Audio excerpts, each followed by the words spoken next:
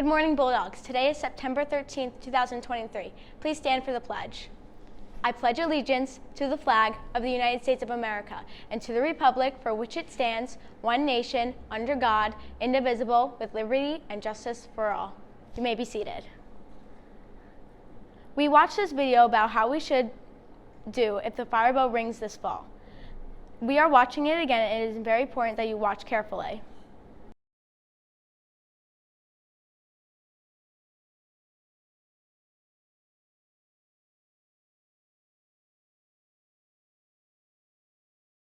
There are many reasons in which a school evacuation may be necessary. Evacuations require people to move in an orderly fashion from point A to point B. The most common way that schools practice this action is a fire drill. Sometimes a drill is signaled solely by the fire alarm.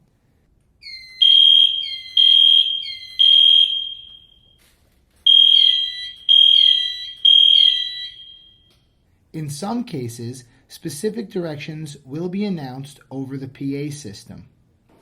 In a few minutes, we will be conducting an outdoor fire drill.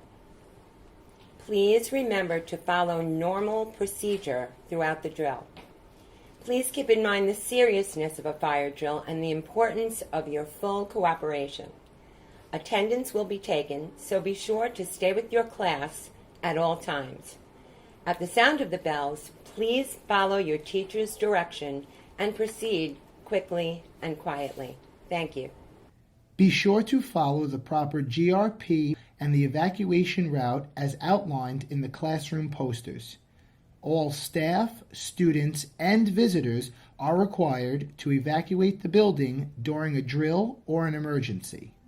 During an evacuation, teachers are trained to secure the classroom evacuation folder that contains the attendance sheet and the set of assembly cards. In addition, teachers must lead students to evacuation assembly locations listed on the classroom fire drill posters unless they are specifically directed to use a different location.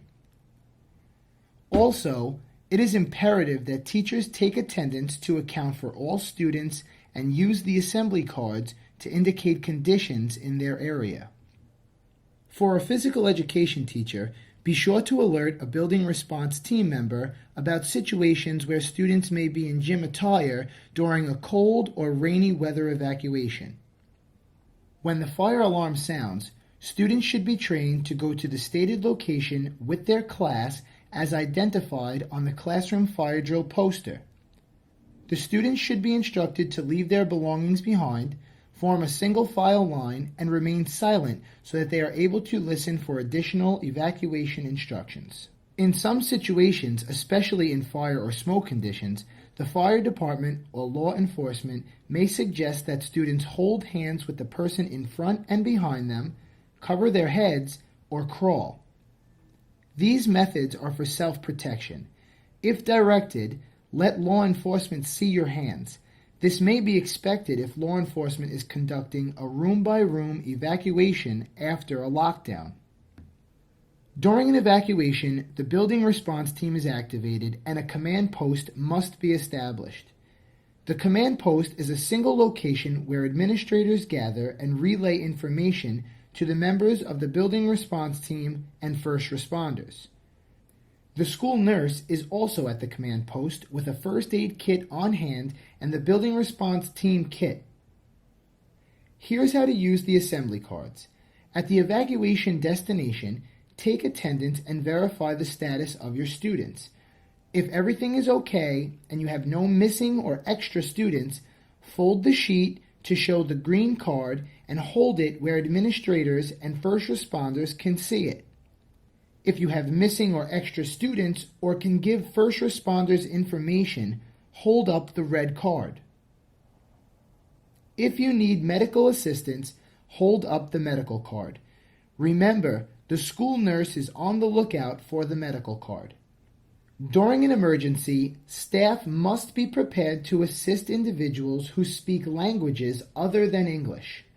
I Speak cards are available to assist adults or students in an emergency. A successful evacuation drill will result in all staff and students returning to the building in a safe and orderly fashion. At the end of every drill or emergency, attendance must be taken, and any missing students must be immediately reported to the main office. As you saw, when the bell rings, we need to exit the building silently and quickly. We need to go down the staircase single file so the firefighters can get up the stairs. We need to stay in line outside quietly so that we can hear the directions that we may be given. Remember, you should not use your cell phone if we are evacuating. You cannot go down the stairs if you need to go 216H, 316H, or 416H. Of course, it depends on which floor you're on. An adult will come and assist you. There may be occasions where we have to enter the building and be scanned.